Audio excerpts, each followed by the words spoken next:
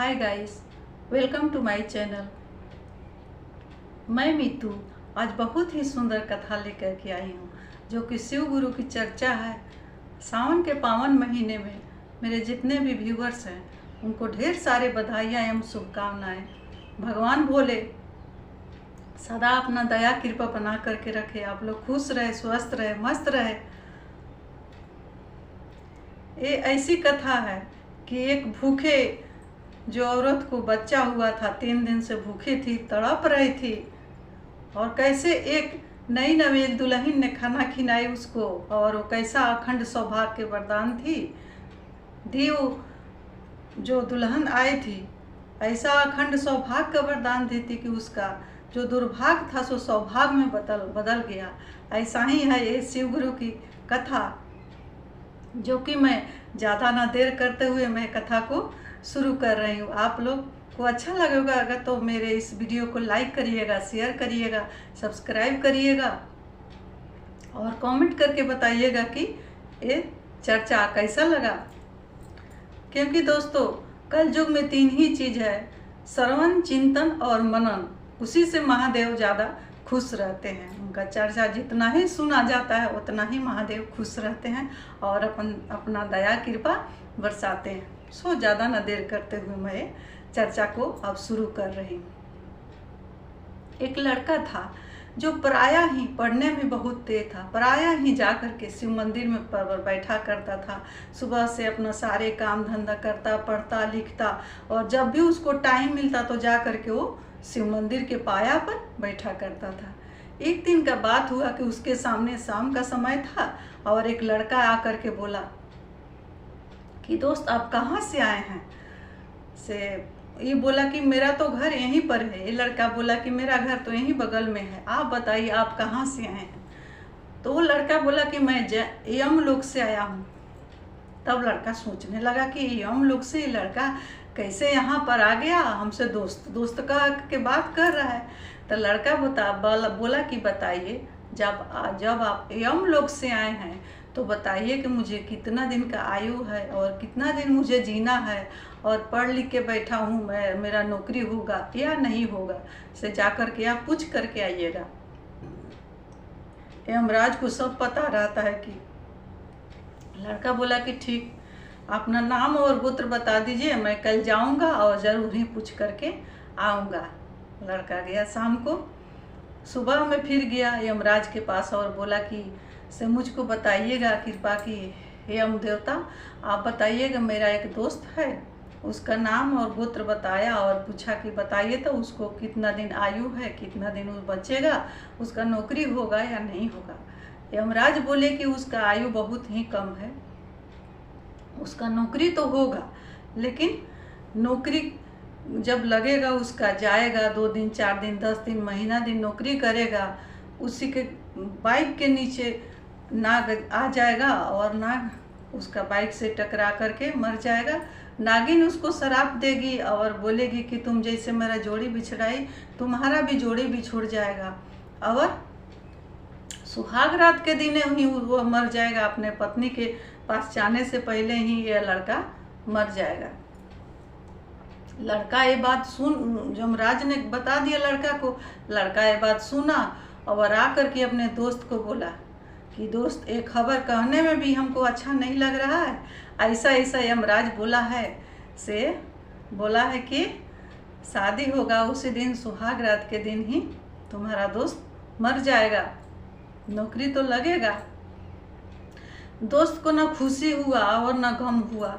बोला कि मैं शादी करूँगा ही नहीं, जब शादी करूँगा नहीं तो माँ बाप को ही केवल दुख होगा, पत्नी को तो दुख नहीं ना होगा। ये मन में निश्चय कर लिया। ठीक थोड़े दिन का बाद ही उसका जॉब लग गया, वो अपना नौकरी पर जाने लगा। उसका पिताजी ने बाइक दे दिए कि तुम बेटा बाइक से जाना और जल्दी आ जाना। माँ बाप का इकलौता बेटा था, जाने लगा। एक दिन शाम को लौट रहा था, उस दिन काफ़ी रात हो चुकी थी। रास्ते से ये साइड से वो साइड नाग और नागिन दोनों जा रहा था। नाग आगे आगे चल रहा था और नागिन पीछे पीछे चल रही थी। उसी क्रम में जो बाइक सो तेजी में जा रहा था, क्योंकि उस दिन लेट हो गया था। बचाते बचाते नाग जो था ना से उसके माथा पर ही चढ़ गया, उसका बाइक का आगे वाला चक्का। कितना भी बचाया, बच नहीं पाया। उतर करके अफसोस भी किया कितना, लेकिन बचा नहीं। नागिन थी वहाँ पर, तड़पने लगी और तड़प करके उसको सरापने लगी। ये कितना भी कर जोड़ रहा है कि माफ़ कर दीजिए हे माँ मनसा, मैंने जानबूझकर तो नहीं कचाड़ा ना, निर्दोष में हो गया। बोली कि निर्दोष में ही सही, तुम मेरे जोड़ी को बिछड़ाया ना, मैं तुम्हारा भी जोड़ी के बिछड़ा दूंगी। आज तो तुमको नहीं काटूंगी, लेकिन जब तुम शादी करके आएगा, सुहाग रात के दिन तुम अपना पत्नी से मिलेगा ही नहीं, तब तक मैं तुमको काट लूंगा। इतना नागिन को गुस्सा हो गया। लड़का आया घर में, किसी को नहीं बताया। ये भी बात लड़का किसी को नहीं बताया। जब भी शादी के कोई आता था कुटुंब अगुआ, तो मना कर देता था कि पिताजी माँ मुझे शादी नहीं करना है, मुझको इसी तरह से रहना है, आप लोग को सेवा करना है, मुझे शादी नहीं करना है। इसी तरह बार बार मना कर देता था। और माँ पिताजी बहुत बेचैन थे कि जब शादी ही नहीं करेगा तो मेरा वंश कैसे आगे बढ़ेगी। इसीलिए बहुत परेशान रहते थे उसका शादी के लिए। एक दिन माँ बहुत जिद करने लगी कि बेटा तुम जब शादी नहीं करोगे तो मेरा वंश कैसे आगे बढ़ेगा, बेटा तुमको शादी करना पड़ेगा। लड़का बार बार आग्रह करता, माँ मैं हाथ पड़ रही हूँ, तुम्हारा पैर पड़ रही हूँ माँ, मुझे शादी नहीं करना है माँ, मुझे शादी मत करो। लेकिन मान नहीं रही है माँ। बोल रही है कि बेटा तुम शादी नहीं करेगा तो हम लोग को चौथा पौन में कौन सेवा करेगा, कौन देखेगा, मेरे जो कुल का नाम, खानदान का नाम कैसे चलेगा। इसलिए तुमको तो शादी करना पड़ेगा। बेटा को किसी तरह मना लिया लो शादी करने के लिए। अंदर से बिल्कुल नहीं चाहता था कि मेरा शादी हो, उसको तो सब पता हो गया था ना, इसलिए नहीं चाहता था कि शादी हो। सोचता था कि मैं तो दुख भोगूं, चल ही जाऊंगा, लेकिन माँ भी पिताजी दुखी होंगे और दूसरा का लड़की घर में आएगी वो भी दुखी होगी, इसीलिए शादी ही नहीं करना है। लेकिन माँ पिताजी को तो कुछ पता नहीं था, मान ही नहीं रहे थे। कुटुंब आया, दिन तय हुआ, लड़का का बहुत धूमधाम से शादी हुआ। शादी करके दुल्हन आई। उस दिन भी लड़का को जाने लगा अपने नौकरी पर। नौकरी करके उस दिन आया और नौकरी पर जाने लगा। जाने के क्रम में उसका जो गांव का वहाँ का जो राजा थे वह घोषणा करा दिए थे कि अपने घर कोई न आग जलाएगा और न खाना बनाएगा, सब लोग मेरे ही आकर के भोजन करेगा। इस आज्ञा को जो नहीं मानेगा उसको राजपाट से निकाल दिया जाएगा, मैं अपने राज से निकाल दूंगा। लड़का का माँ बोलने लगी कि मेरे यहाँ तो बहू आई है, आज कैसे नहीं खाना बनेगा। फिर भी उस दिन खाना नहीं बनाई। लड़का का पिता बोले कि मैं जाऊंगा खाने और ये दोनों का खाना लेकर के मैं आ जाऊंगा वहाँ से। ठीक लड़का के पिताजी गए, खाए पिए और खाना ले आकर के बहू के टेबल पर रख दिए। बोले कि आएगा बेटा तो तुम और बहू बेटा तुम दोनों मिल करके एक खाना को खा लेना, हम लोग तो खाना खाकर आ चुके हैं।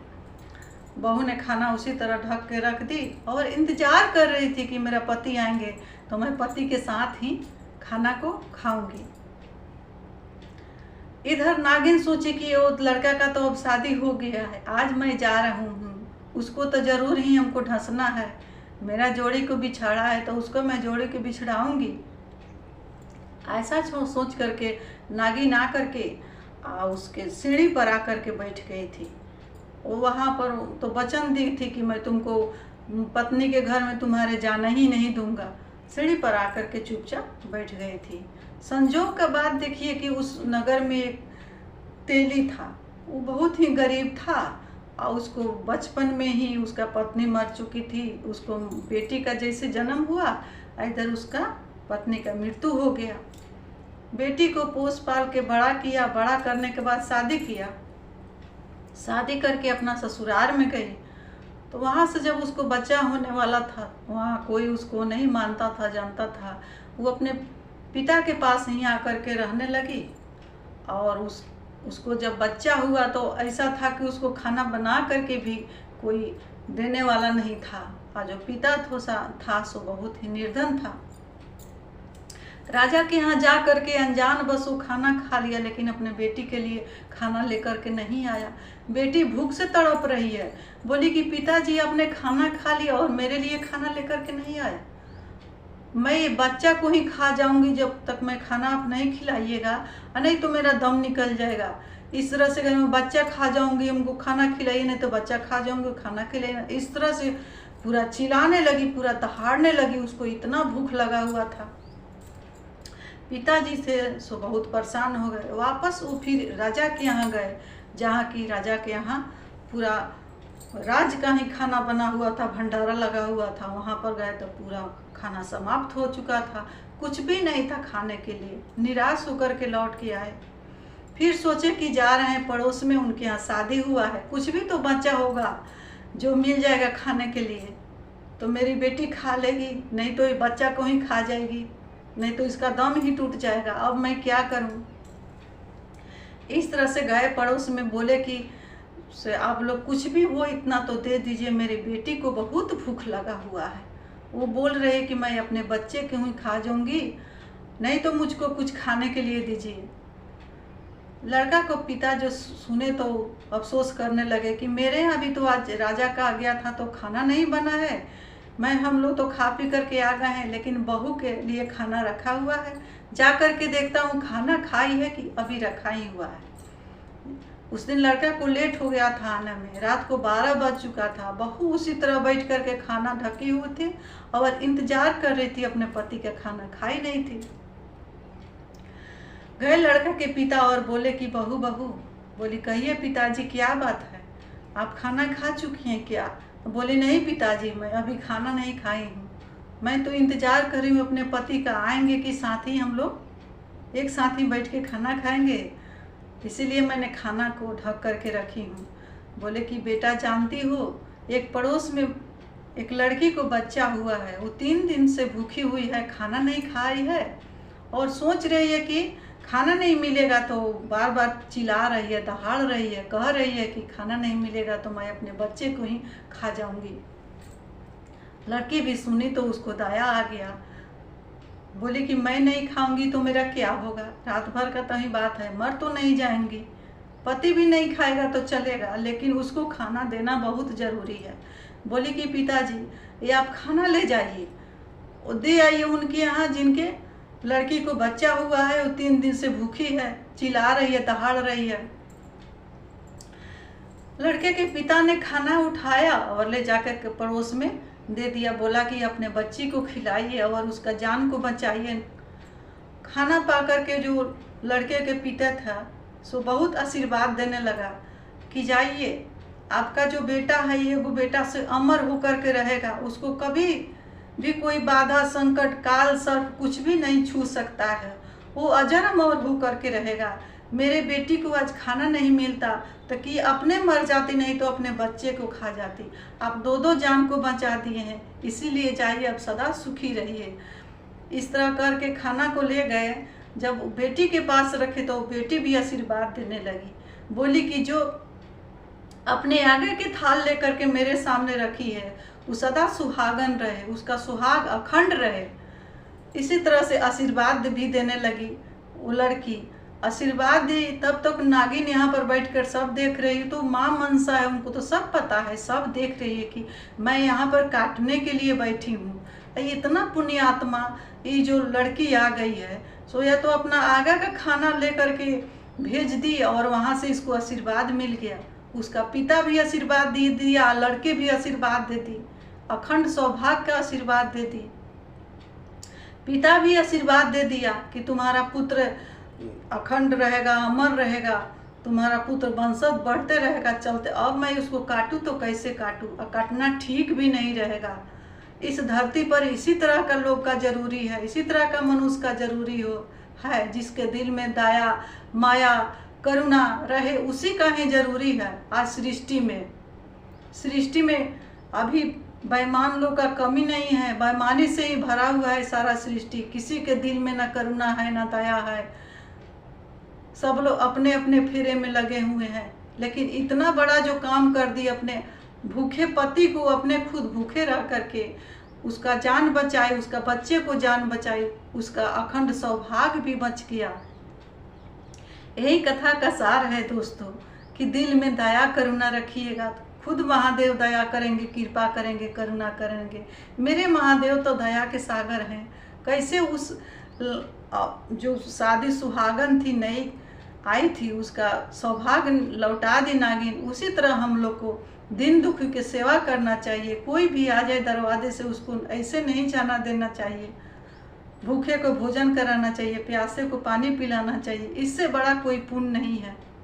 इसी के साथ मैं अपने भोलेनाथ के चरणों में वाणी को विराम देती हूँ। इस सावन के पावन महीने में भोलेनाथ मेरे जितने भी व्यूअर्स हैं सब पर दया करे, कृपा करे, करुणा करे। आप लोग खुश रहें, स्वस्थ रहें, मस्त रहें। मिलती हूँ अगले वीडियो में, तब तक के लिए इतना ही। हर हर महादेव।